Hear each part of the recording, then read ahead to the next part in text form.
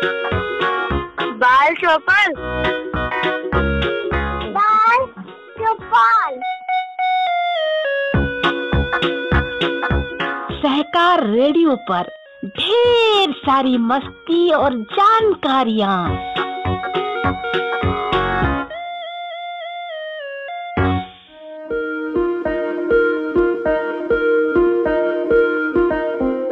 Hello बच्चों, सहकार radio के कार्यक्रम बाल चौपाल में आज आपके साथ हूँ आपकी गीता दीदी।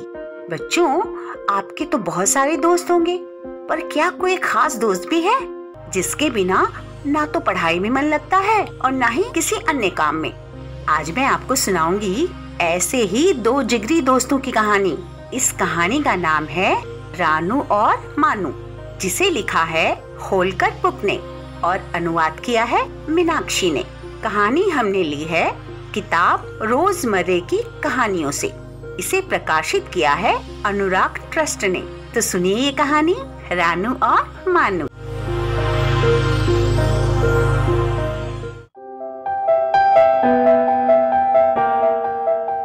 मानू का उसी मेज पर बैठने वाला एक सहपाठी है। सभी स्कूली बच्चों के होते हैं। मानू और उसके साथ ही बैठने वाला सहपाठी गहरे मित्र भी हैं। ये भी कोई नई बात नहीं है। एक ही मेज पर साथ बैठने वालों की हमेशा अच्छी पड़ती है, लेकिन मानू और उसका सहपाठी एक ही मकान में और एक ही मंजिल पर रहते भी हैं, जो उन्हें और भी पक्का दोस्त बना देता है। वे हर जगह साथ साथ जाते हैं। वे साथ साथ स्कूल जाते हैं। वे गेंद और सांप सीढ़ी का खेल साथ साथ खेलते हैं।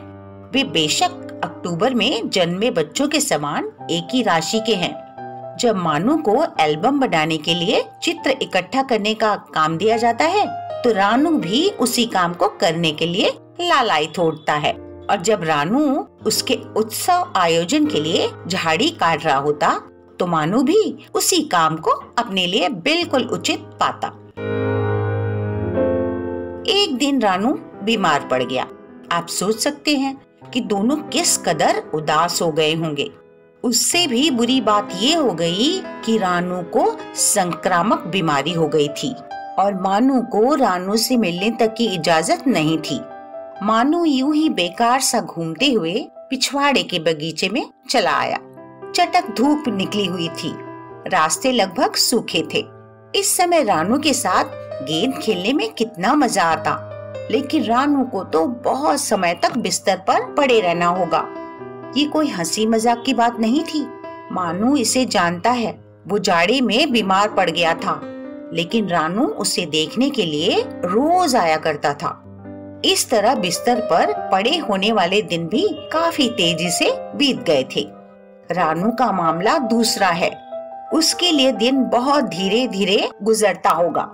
मानू ने अपनी आंखें सिकोड़ते हुए सूरज की ओर देखा और हठात उसे वे दिन याद आ गए जब वो बिस्तर में बीमार पड़ा हुआ था और सूरज ने उसके कमरे के भीतर झांका था। वो उत्साह से भर उठा था। उसे इतनी खुशी मिली थी जितनी रानू के आने से, लेकिन रानू तो सूरज को देख नहीं सकता। उसके कमरे में सूरज ने कभी अपनी रोशनी ही नहीं पहुंचाई। उसकी खिड़की का मुंह उत्तर की ओर था। रानू के पास ना सूरज आता और ना भेंट मुलाकात करने वाले। और अचानक मानू के दिमाग में एक विचार कौंधा। वो चुपचाप घर के भीतर गया और एक छोटा सा जेबी आईना लेकर लौटा।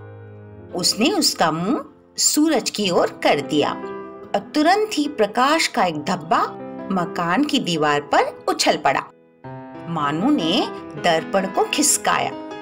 रोशनी का वो दिल लगी बाज धब्बा आज्ञाकारिता के साथ दीवार पर दौड़ता फिरा। वो रानू की खिड़की के नीचे रुका और छलांग मारकर भीतर पहुंच गया।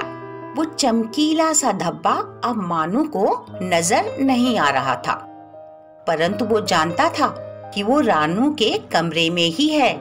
उसके बिस्तर से सटी दीवार पर मजाकिया ढंग से इधर उधर फुदकता और उसके मित्र के चेहरे पर मुस्कुराहट लाता हुआ। और एक बार कोई बीमार बच्चा मुस्कुराया नहीं कि समझो वो स्वस्थ होने की राह पर चल पड़ा है। मानू की दादी हमेशा यही कहा करती थी।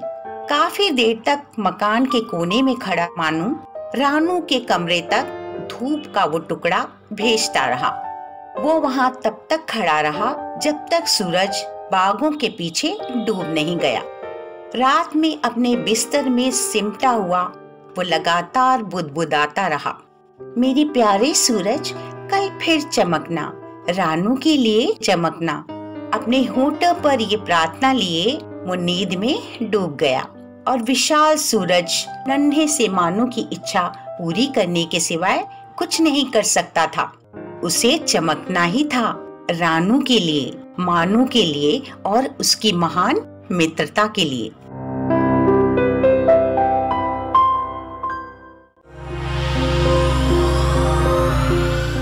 तो बच्चों, ये थी कहानी रानू और मानू। आप सुन रहे थे सहकार रेडियो का कार्यक्रम बाल चौपाल। आपको ये कहानी कैसी लगी? कमेंट बॉक्स में लिखकर हमें जरूर बताइएगा। अगर आप ये कार्यक्रम पहली बार सुन रहे हैं और हमसे जुड़ना चाहते हैं तो व्हाट्सएप ग्रुप से जुड़ने के लिए 9617226783 पर अपना नाम और जिला लिखकर भेजें। फेसबुक से जुड़ने के लिए पेज लाइक करें या फिर अगर आप हमसे यूट्यूब पर जुड़ना चाहते हैं तो हमारा चैनल सब्सक्राइब करें। अधिक जानकारी के लिए हमारी वेबसाइट सहकाररेडियो.com देखें। तो आज के लिए बस इतना ही। ऐसे ही किसी और कार्यक्रम के साथ फिर मिलेंगे। तब तक के लिए दीजिए अनुमति मुझे यानी अपनी गीता दीदी को। बाय बाय बच्चों, फिर मिलेंगे।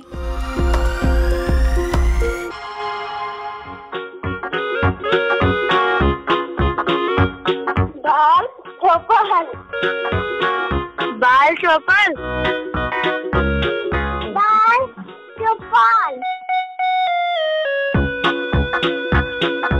सहकार रेडियो पर ढेर सारी मस्ती और जानकारियाँ।